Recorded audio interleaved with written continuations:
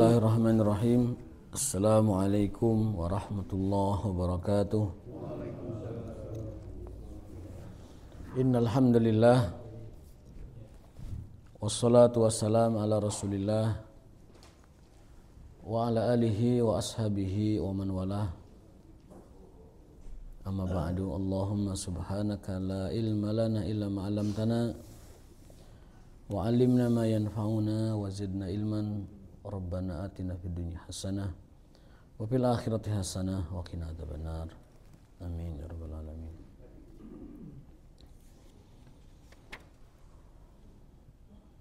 Bapak sekalian yang dimuliakan Allah SWT, alhamdulillah kita melanjutkan lagi kajian kita. Mudah-mudahan duduknya kita di sini menjadi asbab dari hidayah, dan mudah-mudahan ini menjadi wasilah dan barokah buat kita semua. Amin ya rabbal alamin. Masih tema tentang amar ma'ruf nahi munkar bagian akhir ya. Dan hadis yang terakhir kita pelajari yaitu tentang permisalan Rasulullah SAW tentang orang yang atau masyarakat yang tidak peduli dengan amar ma'ruf nahi munkar. Dalam hadis riwayat Nu'man bin Bashir radhiyallahu anhuma dari Nabi SAW, sesungguhnya permisalan orang yang menegakkan hukum, permisalan sebuah masyarakat yang menjaga hukum, menegakkan hukum, dan orang yang melanggar hukum, yang dimaksud di sini hukum Allah tentunya. Perumpamaan masyarakat yang menegakkan hukum Allah dan melanggar hukum Allah itu seperti orang yang ada di dalam satu perahu.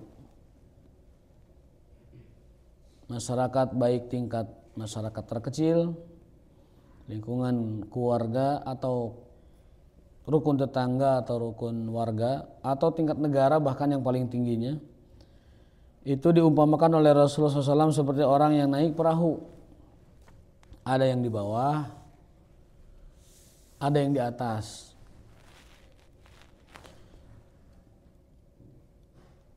Orang-orang di bawah kalau ingin mendapatkan air itu kan harusnya naik ke atas, ngambil air pakai ember atau ngambil air pakai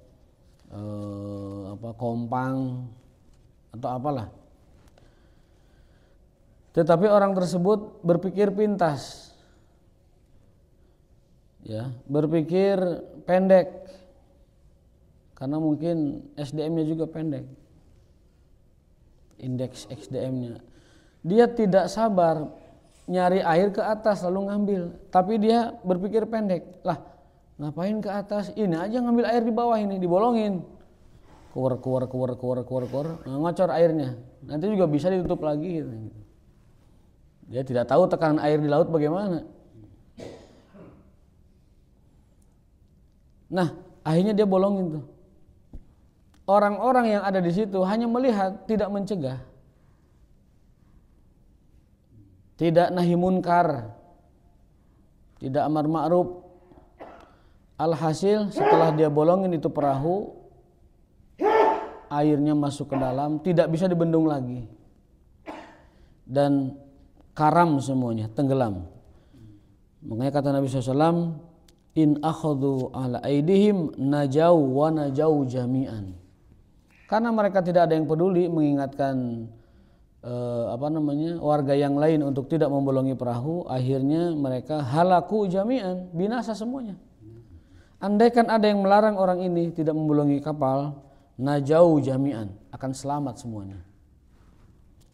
Rawahul Bukhari. Jadi ini hadis yang luar biasa, hadis yang boleh kita katakan ini hadis sosial ini. Hadis yang menjaga kita dari kehancuran bersama. Hadis sahih riwayat Bukhari. Jadi kita pun bernegara sama, ada yang di atas, ada yang di bawah, wajar itu. Ada yang memimpin, ada yang dipimpin, wajar. Tapi ketika ada kemungkaran, orang ngagorowokan perahu, baik di pinggir di gorowokannya atau di bawah atau dimanapun di gorowokan, di gorowot gitu ya, dilubangi, itu perahu akan karam, akan hancur.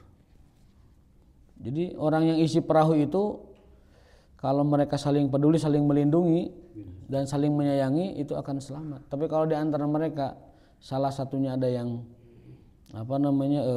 berbuat curang dan dibiarkan, itu akan tenggelam semuanya. Yang di atas bisa juga dengan merobek layarnya, dengan merusak navigasinya, dengan misalkan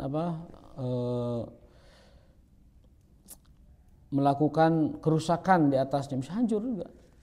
Di bawah juga sama, yang di samping juga sama. Intinya bahwasanya orang yang ada dalam perahu wajib menjaga dan melindungi perahu itu, ya, demi kepentingan dia sendiri supaya tidak mati dan juga kepentingan yang lainnya supaya selamat semuanya.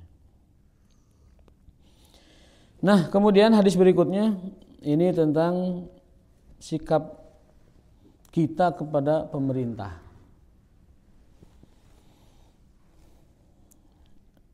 Pemerintah ini umum ya, kita tidak bicara satu pemerintahan, umum. Dan Rasulullah SAW menyampaikan kepada para sahabat yang akan memerintah setelah beliau nanti kemudian hari, kan begitu. Hadis ini di zaman Nabi tidak diamalkan, karena kenapa? Karena Nabi sendiri pemerintahnya. Jadi hadis ini tentunya buat yang ke depan, gitu.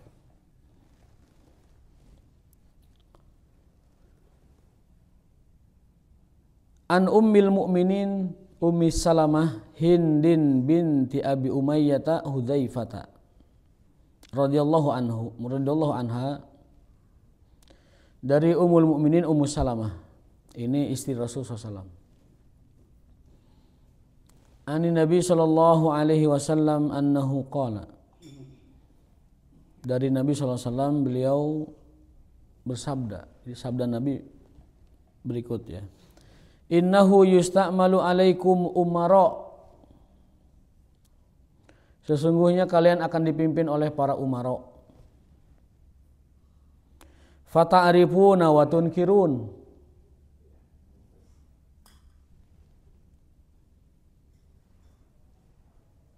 ada yang kalian sepakati karena mereka berjalan sesuai syariat, sesuai dengan hukum.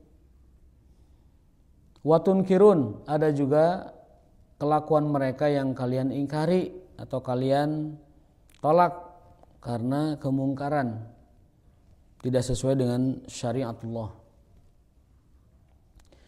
Seluruh pemimpin begitu. Ada yang ma'ruf bis syariah, ada yang munkar anis syariah. Kata Nabi begitu, innahu yusta'malu alaikum umara, kalian nanti akan dipimpin oleh para umara sepeninggal Rasulullah SAW. Ada yang kalian setujui karena muwafiq lis syariah, ada yang kalian tidak setujui karena mukhalif lis syariah. Faman kariha faqad bari'a, kalau ada pemimpin yang tidak berjalan sesuai syariatullah,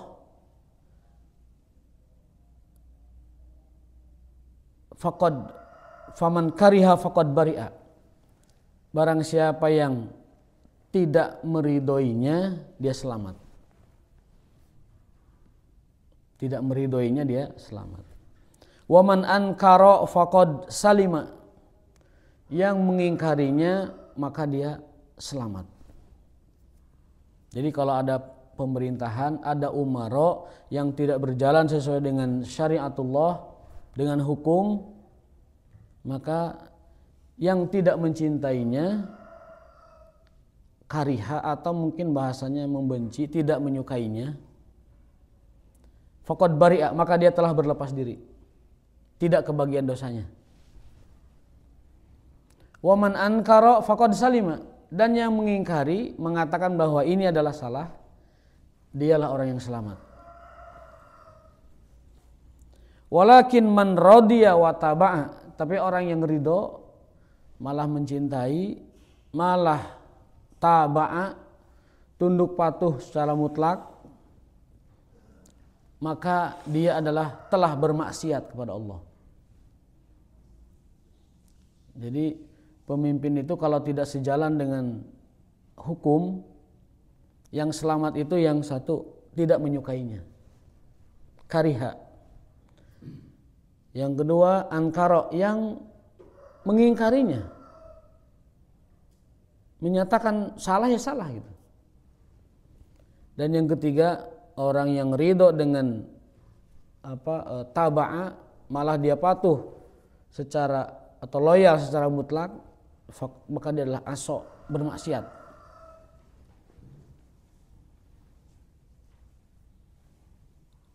Apa intinya di sini? Intinya bahwa untuk setiap kemungkaran dan sesuatu yang tidak sejalan dengan hukum Allah Subhanahu wa taala, kita harus memiliki sifat sebenarnya kita tidak ridho dan atau mengingkari dan atau menolak.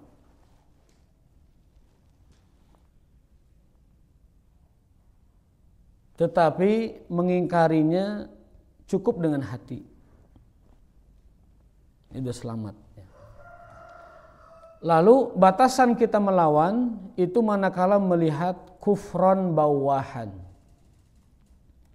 Jadi kalau ada pemimpin adil, kita cintai, kita taati. Kalau ada pemimpin zalim, kita taati tapi tidak boleh dicintai, tidak boleh diridhoi, tapi kita taati sebatas dia tidak menyuruh pada maksiat. Tujuannya agar jiwa dan keluarga kita, harta kita terlindungi dari kejahatan umaro. Lalu yang ketiga, jika ada kufron bawahan, maka kita melawan. Kufron bawah itu dalam keterangannya sudah ada perintah larangan sholat, sudah ada perintah larangan azan. Bukan larangan ngatur volume, tapi azannya dilarang. Kalau ngatur volume mah itu kesepakatan warga aja lah. Diatur juga boleh. Jangan ulah tarik teuing, ulah jam 3 teuing. Itu kan ngeganggu orang tidur juga. Jadi kalau sudah ada azan dilarang, sholat dilarang, kemudian rukun Islam yang inti itu dilarang, maka di situ umat Islam punya hak untuk melawan.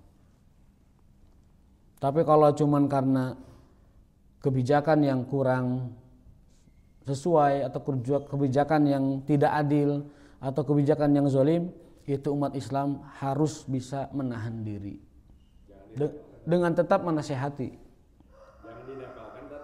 Ya? Jangan dinepalkan. Oh, nggak boleh. Nggak boleh. Ini kita berbicara teori ilmu hadis ya. Teori yang kita sarikan dari ilmu hadis. Kata Rasulullah SAW, kalau kalian melihat pemimpin yang adil, cintai, ridhoi, taati. Kalau kalian melihat pemimpin yang zalim, tetap taati sebatas tidak maksiat, dan tapi jangan dicintai, jangan diridhoi.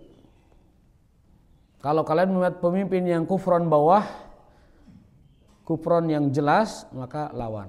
Jadi batasan rakyat melawan pemerintah itu manakala sholat sudah dilarang. Sekarang enggak, sholat bebas, atau mau 1000 rakaat sholat juga bebas. Mau dari subuh ke subuh lagi di masjid nggak ada yang larang. Jangan dinepalkan. Ya jangan. Jadi itu batakannya. Sikap kita kepada umaro. Kata Rasulullah SAW, innahu yusta'malu alaikum umaro, akan datang kepada kalian para umaro. Ada yang kalian setujui dari kebijakannya, ada yang kalian tidak setujui dari kebijakannya. Faman kariha faqad bari'a, kalau dia tidak menyukai dan berlepas diri, maka dia selamat. Dan barang siapa yang mengingkari juga dia selamat. Tapi yang mengikuti dan meridhoinya, maka dia telah bermaksiat kepada Allah Subhanahu wa taala dan Rasulullah sallallahu alaihi wasallam. Qalu ya Rasulullah ala nuqatiluhum. Nah ini pertanyaan Pak Haji ini. Ya Rasulullah, apakah kita memerangi mereka kalau begitu? Qala la. Jangan. Ma aqamu fiikumus shalah. Selama masih bisa mendirikan salat. Patokannya salat. Dalam Islam segala apapun salat patokannya. Dalam Islam segala apapun patokannya salat. patokan akidah, patokan iman, patokan Islam, patokan iman, patokan ihsan, sholat semuanya. Ukuran seseorang dan kadar seseorang itu dilihat dari sholatnya. Bahkan pemerintah atau umara pun patokannya sholat. Selama sholat tidak boleh ada yang mengadakan pemberontakan atau perlawanan.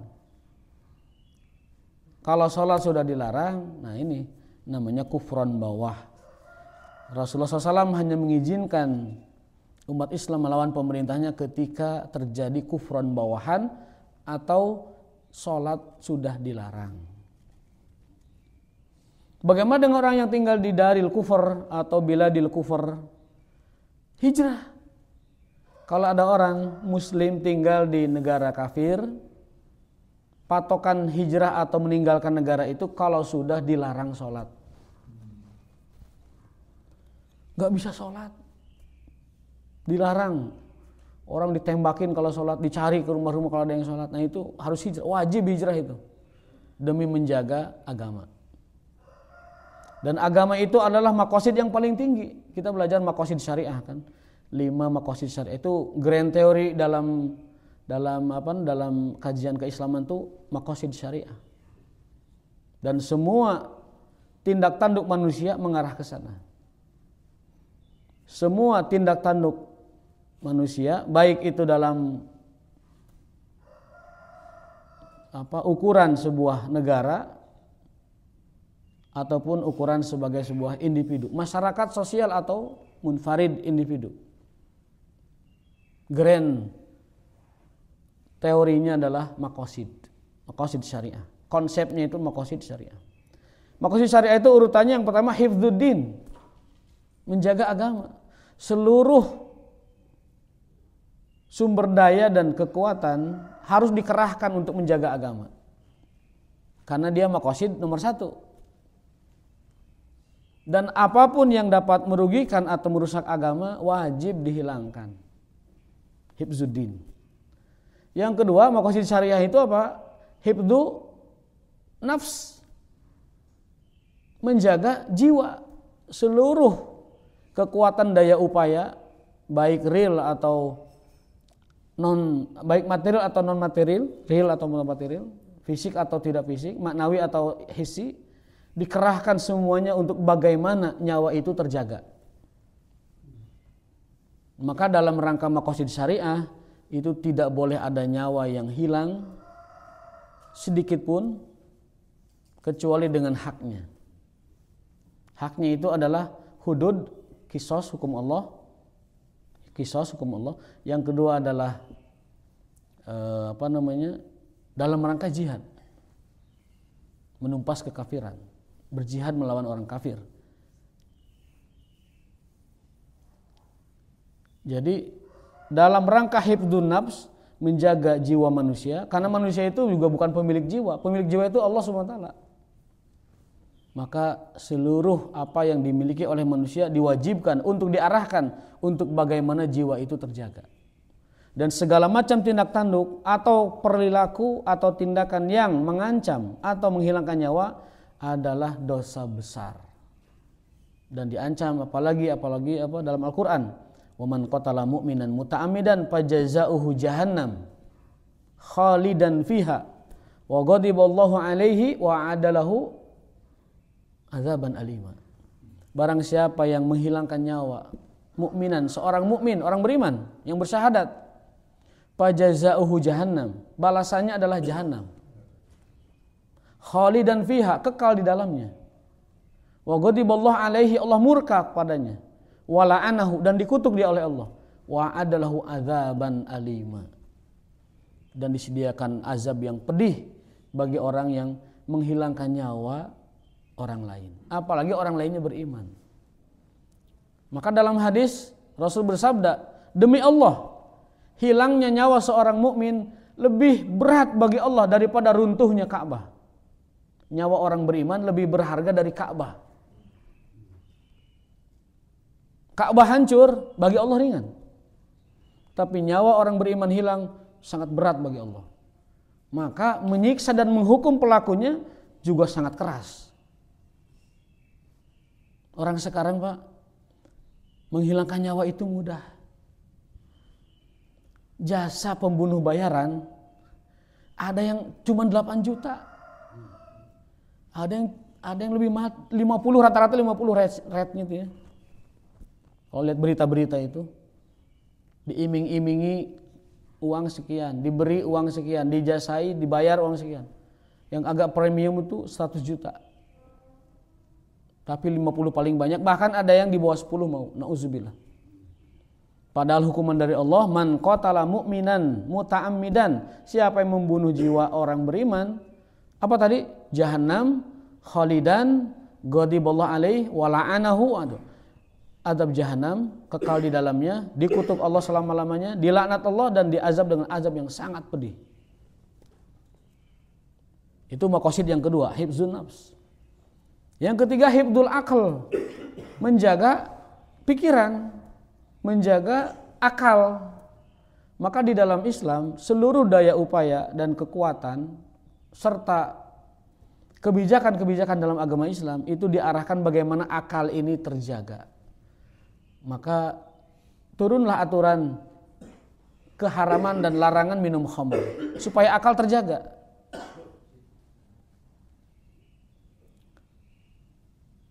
Turunlah aturan tidak boleh mengkonsumsi sesuatu yang memabukkan. Itu tujuannya adalah demi menjaga akal. Yang keempat adalah hifzul mal, menjaga harta. Maka seluruh instrumen hukum Islam diarahkan ke sana bagaimana harta ini terjaga. Maka disaring mana akad yang syar'i dan halal, mana akad yang syubhat, mana akad yang haram. Lalu ditutup dengan ayat, dikunci dengan ayat, la ta'kulu amwalakum bainakum bil batil. Janganlah kalian saling mengambil hak orang lain dengan cara batil. Illa an takuna tijaratan antaradin bainakum, kecuali dengan transaksi yang kalian itu saling ridho dan sesuai dengan syariat Allah. Transaksinya baru boleh ada permindahan barang, pemindahan hak dan pengalihan kepemilikan. Selain itu haram karena melanggar maqasid yang agung, yaitu hifzul mal. Termasuk hifzul mal itu larangan mubazir. Trot air tadi cocok, tadi inum tuh ndak we, mubazir. Melanggar hifzul mal itu. Atau air keran dibiarkan nyala terus, hifzul mal dilanggar itu. Atau mungkin sesuatu yang masih berguna dibuang. Atau membeli barang yang tidak berfaedah, tidak bermanfaat. Atau mengejar kemewahan, itu melanggar hifzul mal. Sebuah kaidah besar maqasid yang oleh Islam dijaga betul itu. Innama amwalukum sungguhnya umat Islam itu amwaluhum wa araduhum wa dima'um haram. Harta, darah dan kehormatan orang beriman itu haram. Nah, untuk harta ini dia bisa dihalalkan dengan cara akad transaksi yang benar. Jadi kalau kita melakukan riba, itu kita sedang melanggar kaidah besar dalam Islam, hifzul al-mal.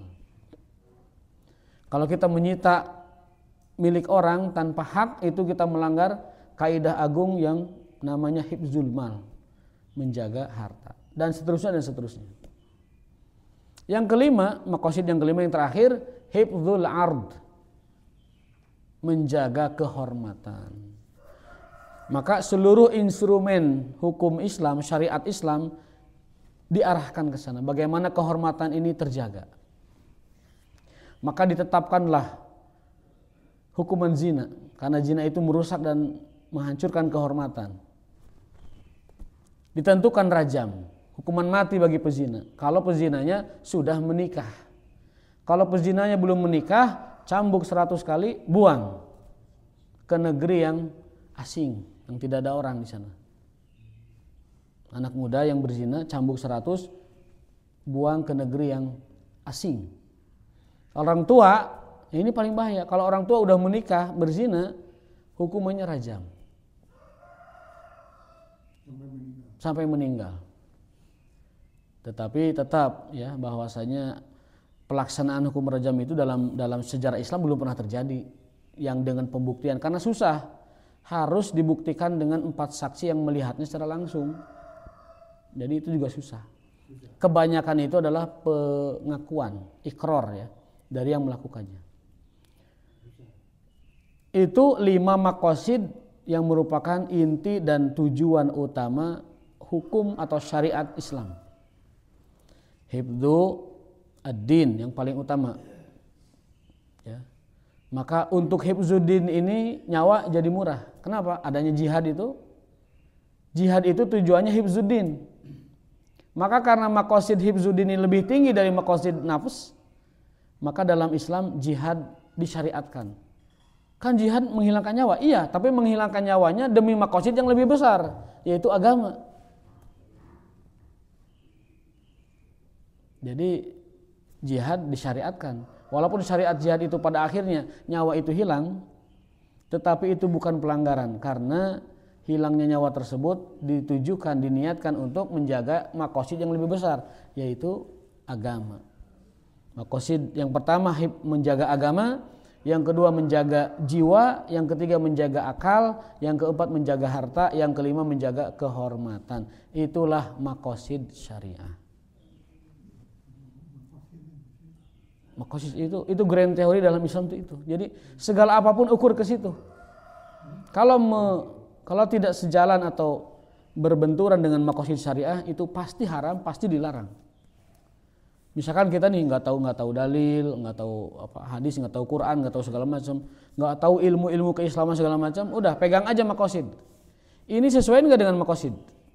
Kalau tidak sesuai berarti dia bukan bagian dari Islam. Itu maqasid syariah. Itu materi pelajaran Fakultas Syariah, Pak. Materi pelajaran Fakultas Syariah S1 ya. Ada dipelajari itu tentang maqasidus syariah. Nah, jadi kalau kita melihat sikap kita kepada umara, dilihat ya. Kalau dia adil kita cintai, kita ridhoi, kita taati. Kalau dia zalim kita taati, karena kalau nggak taati bahaya. Tapi kita tidak boleh meridhoinya. Ya, kalau dia kufron bawah baru kita melawan. Untuk orang yang kalau ada orang ridho kepada kepemimpinan yang zalim atau umara yang zalim, ridho, mendukung bahkan, mencintai bahkan, maka dia telah bermaksiat. Yang selamat itu yang bagaimana? Yang tidak ridho, yang tidak terima. Saya tidak terima dipimpin seperti ini sebenarnya. Tapi dilarang untuk melawan juga, nggak boleh, kata Nabi, jangan. Tidak ada himbauan untuk melawan, kecuali kalau sudah melarang kamu sholat, kan gitu. Ukurannya sholat. Jadi boleh dikatakan dalam Islam revolusi itu ukurannya sholat. Kalau sudah sholat dilarang, itu sudah red zone, itu sudah zona merah, itu sudah red line, sudah sudah batas merah gitu. Apa istilahnya ya, red line itu sudah garis akhir lah, batas pemisah itu udah. Kalau sudah melarang sholat, tapi setahu saya 1447 tahun rasa-rasanya pemerintahan yang muslim, baik itu muslimnya adil atau muslimnya zalim atau muslimnya segala macam lah, rasa-rasanya yang saya tahu belum pernah ada rejim yang melarang sholat, karena dia tahu banget kalau itu dilanggar itu batasannya, itu batasannya. Izin Allah ada di situ untuk masyarakat memberontak. Jadi sholat itu berat, besar sekali sholat itu ya, insya Allah. Bukan hanya standar pribadi, bukan hanya standar keluarga, tapi itu juga standar negara sholat itu. Ya? India bukan muslim, Pak. Kalau bukan muslim nggak berlaku kayak gini-gini. Ya. Hadis berikutnya an Ummil Mukminin Ummil Hakam, dari Ummil Hakam Zainab binti Jahash istri Rasulullah SAW. Beliau memberikan kita peringatan ya. Dakhala alaiha fazi'an. Rasul pernah datang dengan gemetar, dengan apa istilahnya, dengan kondisi yang tidak seperti biasa gitu, fazi'an, yang tidak biasa.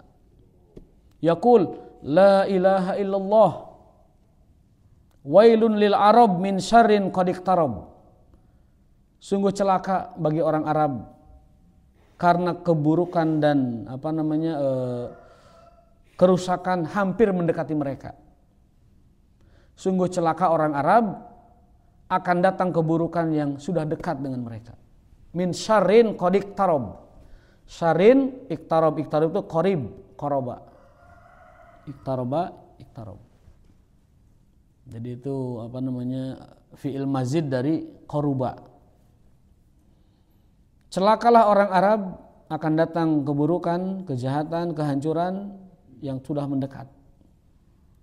Futihal yauma min radmi Ya'juj wa Ma'juj. Kata Nabi, mulai hari ini tembok pendinding penghalang Ya'juj Ma'juj yang entah di mana, Kazakhstan atau apa gitu, sudah mulai digerogoti oleh si Ya'juj Ma'juj itu. Ya'juj Ma'juj itu kalau kata anak kecil itu Juj Ma'juj gitu. Susah nyebut itu Ya'juj Ma'juj. Dalam tradisi Nasrani sebutnya Gog Magog gitu. Coba cek di Google Gog Magog. Dalam Islam Ya'juj Ma'juj. Itu adalah sekelompok kaum yang sangat menghancurkan, membunuh manusia, menghancurkan muka bumi. Ini kaum yang sangat perusak sekali. Di zaman Raja Zulkarnain, yang kisahnya diabadikan dalam surat Al-Kahfi, Raja Zulkarnain itu raja yang paling besar sepanjang masa. Kata Nabi ada dua raja yang sepanjang masa menguasai, itu Sulaiman dan Zulkarnain. Dia Zulkarnain inilah yang meringkus Ya'juj Ma'juj, kemudian menahannya di sebuah gunung dengan curahan tembaga dan baja.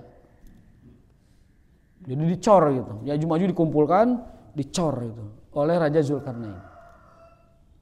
Silakan baca kisahnya surat Al-Kahfi itu, tentang kisah Zulkarnain. Nah kata Nabi, itu tembok Zulkarnain yang dibangun untuk menahan Ya'juj Ma'juj sudah mulai digorowotanku Ya'juj Ma'juj. Al-yauma, hari ini kata Nabi. Berarti sudah 1000 tahun digorowotan itu. 1400 tahun sekian sudah dibolongin gitu.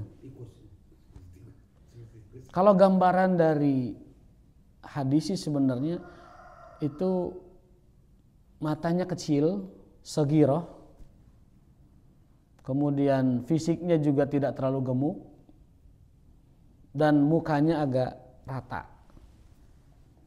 Itu Ya'juj Ma'juj. Nanti kalau tembok itu jebol, dia akan turun dan menghancurkan seluruh yang ada di bumi ini. Min kulli hadabin yansilun, turun ngaburusut dari bukit-bukit, dari gunung-gunung, membunuhin manusia. Dibunuhin manusia itu. Kata Nabi, celakalah orang Arab, akan datang keburukan yang telah mendekat. Sesungguhnya dinding Ya'juj Ma'juj sudah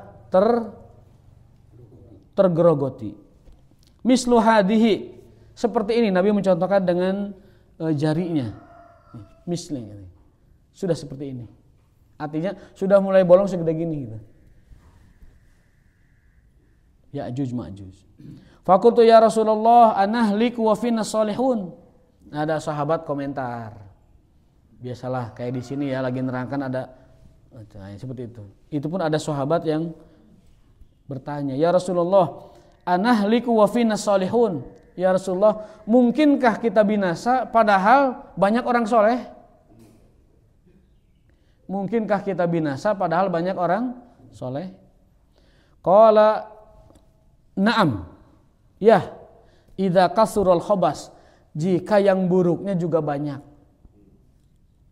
Jadi kalau orang soleh banyak, orang buruknya banyak, tapi yang soleh ini tidak memperbaiki yang buruk, disitulah azab itu dimulai.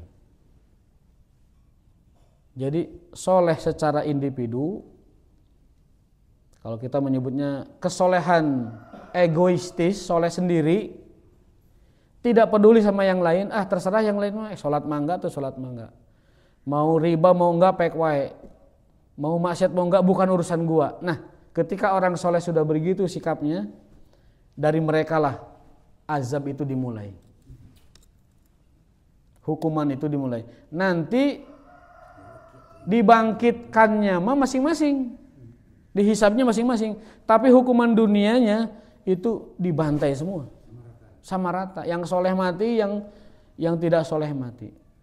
Kenapa yang soleh mati? Karena mereka diam dari tidak memperbaiki masyarakat. Jadi dalam Islam sangat tercela kalau ada orang soleh sendirian, menikmati ibadah sendirian, khusyuk sendirian, masyarakat tidak dipedulikan. Dalam Islam itu sangat tercela. Bahkan jika ada azab, dari mereka dulu malah mulainya itu. Malaikat datang menghadap, ya Allah, kau perintahkan kami untuk mengazab satu kaum. Itu ada orang soleh di dalam. Ya. Apa kata Allah? Bal bihi fabda. Justru dari orang soleh itu kamu mulai azabnya. Malaikat. Nah gitu bahasa orang nama. Bal bihi fabda. Dari dialah mulai kamu azabnya. Hei malaikat. Gitu. Seperti itu ya. Bahaya sekali kalau kita hanya soleh sendiri, sementara yang lain diabaikan, dibiarkan. Berarti tidak peduli atau tidak tergerak untuk memperbaiki. Ini berlaku untuk semua, termasuk kita gitu. Termasuk kita berlaku. Kalau ada kawan yang masih bergelimang dengan riba, ingatkan. Kalau ada kawan yang sudah taubat kepada Allah. Kalau ada yang masih bergelimang dengan khamar, ingatkan, masih bergelimang segala macam ya. Nahi munkar. Berikut juga amar ma'rufnya. Yang belum bisa mengunjungi masjid diajak terus, dimotivasi. Yang sudah mulai lepas dari masjid ditarik kembali, dimotivasi lagi. Yang sudah di masjid jangan dipundungi, nanti pundung dia. Pundung tuh bisa berbagai cara. Tiba-tiba AC ngejelegur padahal anu tiriseun. Bisa jadi itu bab dari tanfir dari masjid. Yang sedang-sedang saja, mun AC sedang enggak ada AC, kipas sedang atau dinding-dinding juga dibuat dan lain sebagainya. Jadi yang belum ke masjid kita motivasi, yang sudah dari masjid lepas kita tarik lagi, yang sudah ada di masjid jangan dibuat kabur. Ya, terutama ini nih kipas, mohon maaf Pak, kipas teh aya nu setuju aya nu henteu teh. Dicari jalan tengahnya. Kalau masih belum puas juga bahwa kipas sendiri taruh di depan gini. Ya. Gitu. Kalau saya pribadi Pak memang termasuk manusia yang pecinta angin kalau saya. Ya, pecinta angin, maksudnya tuh touring angin-anginan resep gitu. Kemudian kipas juga resep. Tapi jamaah kita sebagian ada yang tidak sanggup atau tidak kuat di bawah angin. Nah kita harus tepo saliro tenggang rasa kepada mereka. Ya, jangan sampai menjadi efek gitu. Kalau saya mah seneng angin itu. Apalagi kalau AC. Ya, itu requestnya sama AC ya. Aku qouli hadza wa astagfirullah li wa lakum. Mohon maaf atas kekurangan. Terima kasih atas perhatiannya. Wal afu minkum. Wabillahi taufiq wal hidayah. Subhanakallahumma wa bihamdika asyhadu an la ilaha illa anta astaghfiruka wa atubu ilaik. Wassalamualaikum warahmatullahi wabarakatuh.